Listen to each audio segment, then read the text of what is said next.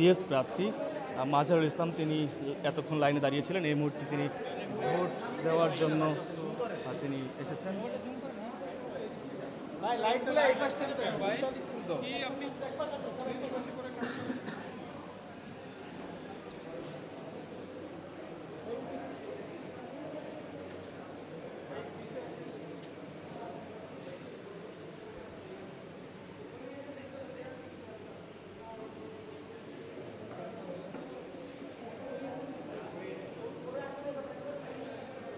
সমন্বিত শিক্ষার্থী ঐক্য জোটের শিক্ষার্থী মাজহারুল ইসলাম, যিনি জিএস পদে প্রার্থী, তিনি লাইনে দাঁড়িয়ে ভোট দিচ্ছেন। এই মুহূর্তে সাবেক যেটি বঙ্গবন্ধু হল নামে পরিচিত, এবং এই মুহূর্তে 10 নং ছাত্র হল, এবং সেই হলে কিন্তু যে কেন্দ্রটি রয়েছে সেই কেন্দ্রে এই মুহূর্তে আমরা দেখছি জিএস প্রার্থী মাজহারুল ইসলাম তিনি লাইনে দাঁড়িয়ে ভোট দিচ্ছেন। আমরা কিছুক্ষণ আগেই জানতে পেরেছি যে ভিন্ন হলের শিক্ষার্থীরা আইডি কার্ড নিয়ে এই হলে ভোট দিচ্ছেন, এমন অভিযোগে রিটার্নিং অফিসার তিনি কিন্তু শিক্ষার্থীদের আইডি কার্ড চেক করেছেন এর মধ্যে, এবং জানিয়ে দিয়েছেন যদি এ ধরনের কোনো ঘটনা ঘটে বা কাউকে পাওয়া যায় তাকে আইন শৃঙ্খলার হাতে দিয়ে দেওয়া হবে বা প্রশাসনিকভাবে ব্যবস্থা নেওয়া হবে, এমনটি কিন্তু জানিয়েছেন এর মধ্যে। আমরা একটু সবার সাথে কথা বলবো, তবে তার আগে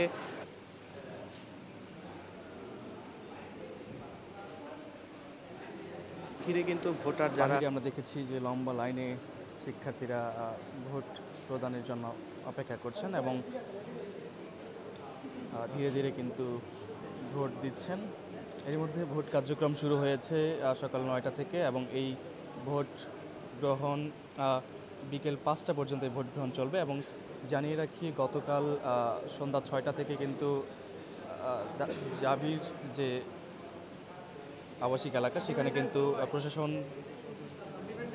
যে বহিরাগত যারা রয়েছে তাদেরকে প্রবেশ নিষেধ করে দেওয়া হয়েছে, এবং আইনশৃঙ্খলা বাহিনী গতকাল সন্ধ্যা থেকেই এটি জারি রেখেছেন, এবং এটি আগামীকাল দুপুর 12টা পর্যন্ত চলবেন। আমরা এই মুহূর্তে দেখছি আইডি কার্ড চেক করে যে সমন্বিত যে শিক্ষার্থী জোটের প্রার্থী এজিএস প্রার্থী মাজহারুল ইসলাম, তার আইডি কার্ড চেক করে এই মুহূর্তে ভোট প্রদান করার জন্য তিনি লাইনে দাঁড়িয়ে আছেন।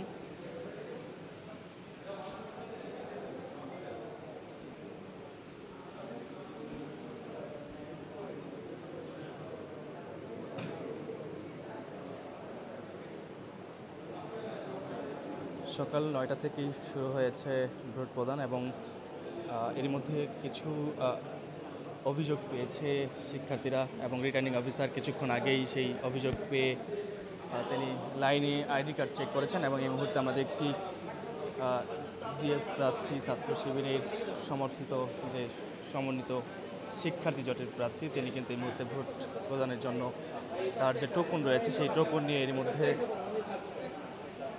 রিটার্নিং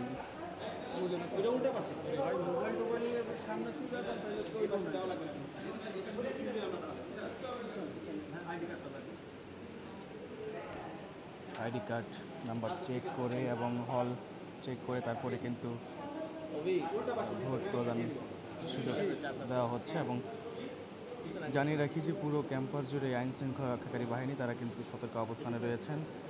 বিশেষ করে গতকাল সন্ধ্যা 6টা থেকে এই কার্যক্রম চলমান রয়েছে। আগামীকাল দুপুর 12টা পর্যন্ত এটি চলমান থাকবে।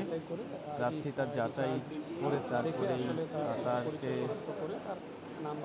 ভোট প্রদানের সুযোগ করে দেওয়া হচ্ছে, এবং যে লিস্ট রয়েছে ভোটারদের সেই লিস্ট অনুযায়ী আইডি কার্ডের সাথে মিলিয়ে তারপরে কিন্তু ভোট প্রদানের জন্য ফর্ম দিয়েছেন সেখানে ভোটার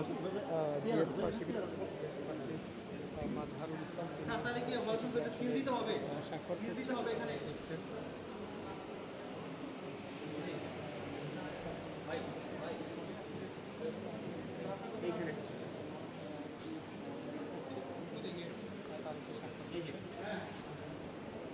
দর্শক, 33 বছর পরে এই জাকসু নির্বাচন, এবং এই জাকসু নির্বাচনকে কেন্দ্র করে শিক্ষার্থীদের মাঝে উৎসব মুখর পরিবেশ, এবং সেই উৎসব মুখর পরিবেশকে আরও উৎসব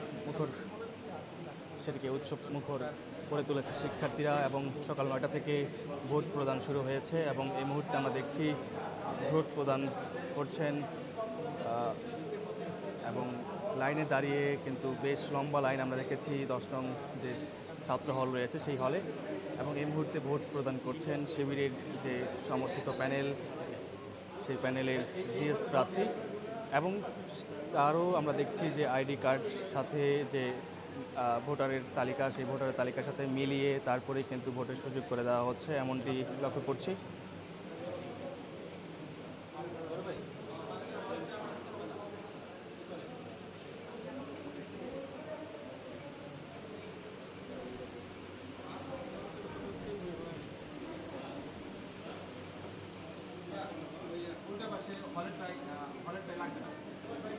জানিয়ে রাখি যে এই 10 নং হলে কিন্তু শিক্ষার্থী অর্থাৎ ভোটার সংখ্যা রয়েছে 522 জন, এবং পুরো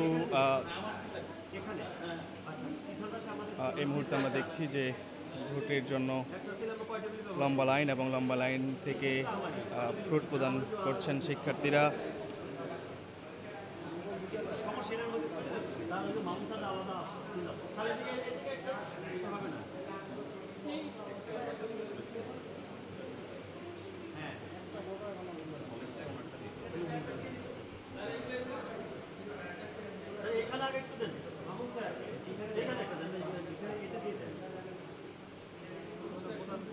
একটু জানিয়ে রাখি যে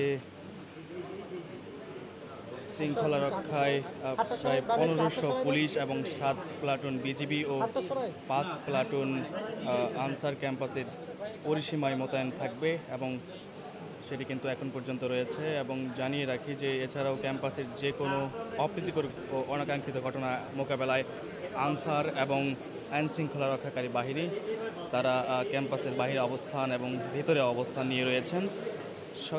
এবং ডাকসু নির্বাচন উপলক্ষে যে প্রান্তিক গেট রয়েছে, শুধুমাত্র 2টি প্রান্তিক গেট খোলা রয়েছে, এবং বাকি সকল গেটে আইন শৃঙ্খলা রক্ষাকারী বাহিনী কঠোর অবস্থানে রয়েছেন।